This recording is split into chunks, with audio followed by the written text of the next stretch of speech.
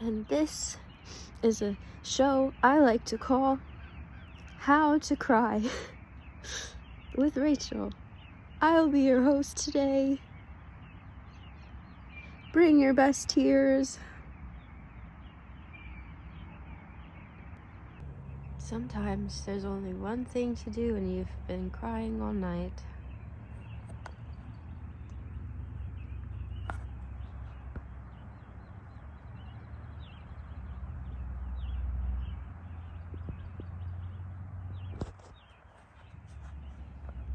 Correct, it is cry in the morning. I'm in direct sun now because I wrote straight through the sunrise. So we're going to imagine together. Back up. It's still sunrise, okay? Picture it. It's all soft. You with me?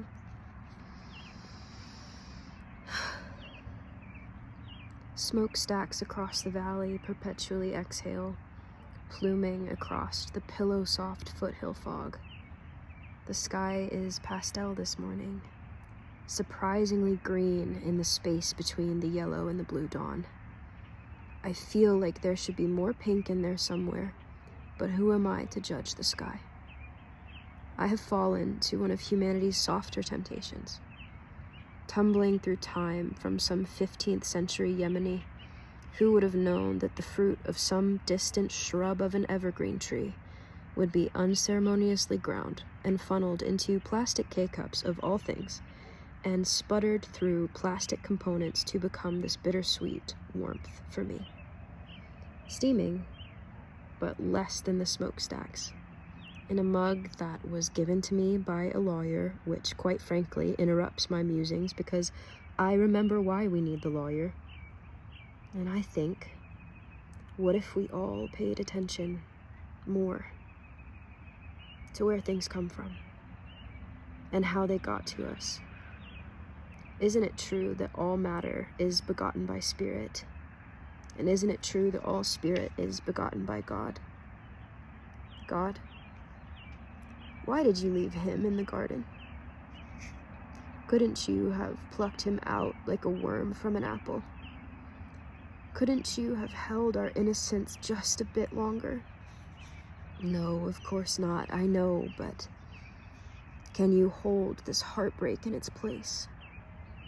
Tears stream softly down my face, chorused by birdsong, which I will admit does make it a tiny bit better. I mourn for the church. I'm sorry to break the rules of poetry and just say the thing. Heartbreak does that sometimes. There's too many rules and too many broken edges.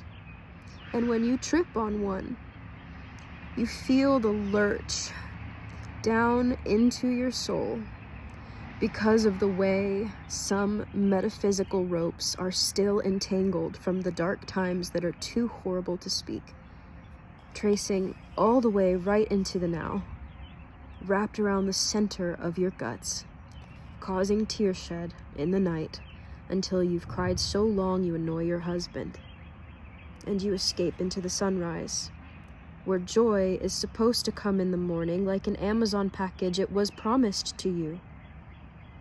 And look there, I've pondered long enough for there to be orange, cutting across the clouds like a knife, like the sky is being chopped for some cosmic salad.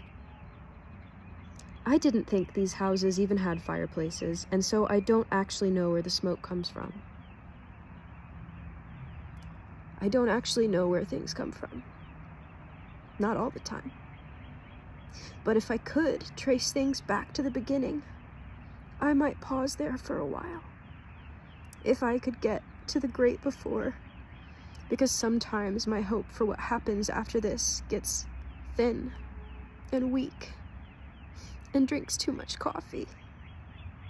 And here, of course, the sun breaks through and kisses me square on the face, and I remember that I get to sob into the arms of the Father. El Roi, Jehovah Rapha, Yahweh Sabaoth. Have you ever had a cup of coffee. Would you like to try mine? Come back soon. Thanks for tuning in.